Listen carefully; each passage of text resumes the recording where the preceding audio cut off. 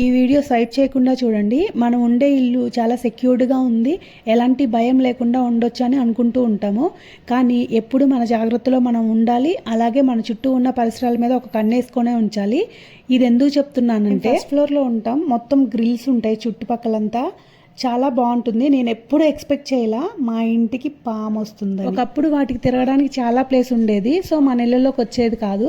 ఇప్పుడు వాటికి తిరగడానికి ప్లేస్ ఉండట్లేదు, మనమే ఇల్లులు కట్టేసుకుంటున్నాం కాబట్టి అవి కూడా మనతో ఉండడానికి. పెద్ద పాముని చూసేసరికి ఒక్కసారిగా చాలా భయం వేసింది. మా వారికి చెప్తే స్నేక్ షాంగ్ గారికి ఫోన్ చేసి, ఈయన కర్ణాటకలో చాలా famous, ex Bigg Boss contestant కూడా కన్నడలో. ఏం చేస్తారంటే ఆ పాముల్ని తప్పిపోయిన పిల్లల్ని పట్టుకొని ఇంట్లో అప్పచెప్పినట్లు ఆ పాముల్ని కూడా తీసుకెళ్లి జూలోనో లేదంటే ఫారెస్ట్లోనే వదిలేస్తూ ఉంటారు. మనుషులు సహాయం చేసుకుని ఈ రోజుల్లో ఈయన పాములకు కూడా సహాయం చేస్తున్నారంటే చాలా గ్రేట్ కదా.